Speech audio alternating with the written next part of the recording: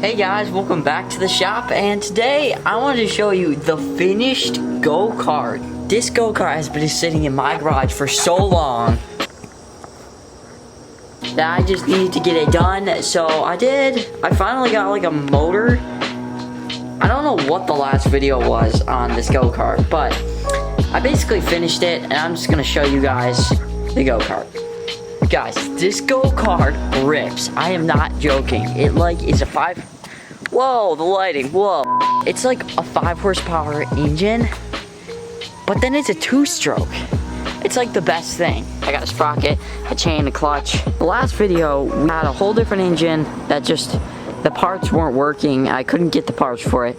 So I just had to change to a whole different engine and a whole actually different type of engine because it's a 2-stroke. The other one was a 4-stroke. This is a snowblower engine, so I cut out the snowblower engine like mounts, and then I did like custom welds, and I welded like these angle iron pieces with holes on both sides.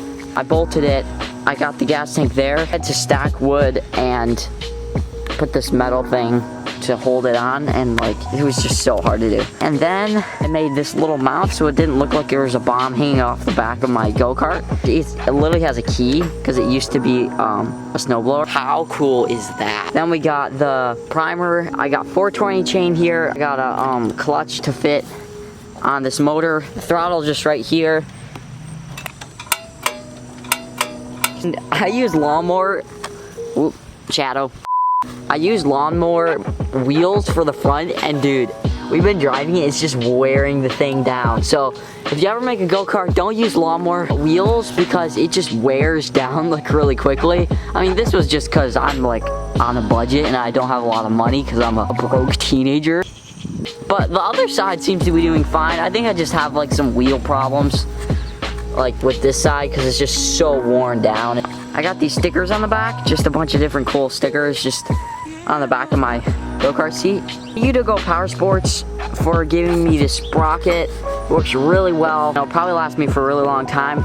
So thank you, Go Power Sports. So I hope you guys liked this video. I hope this helped you get inspired to make a go-kart. And it works fine. There's a lot of like loosening bolts and stuff, which is probably just because like it's all made out of wood. The chain fell off a couple times, but at least it's not as bad as my mini bike. My mini bike literally has a bent sprocket, so that's just a whole different situation. I got it pretty close with this one. It probably needs a chain tensioner, probably some other stuff, I don't know, and a brake. A wooden go-kart is a good thing to like start with, but if you want to make one that's like gonna be trustworthy for you and will always start and always work, you're probably gonna want to make it out of metal because metal's just better. I hope you guys like this video. Like it, subscribe, turn on notifications, and I'll see y'all next time.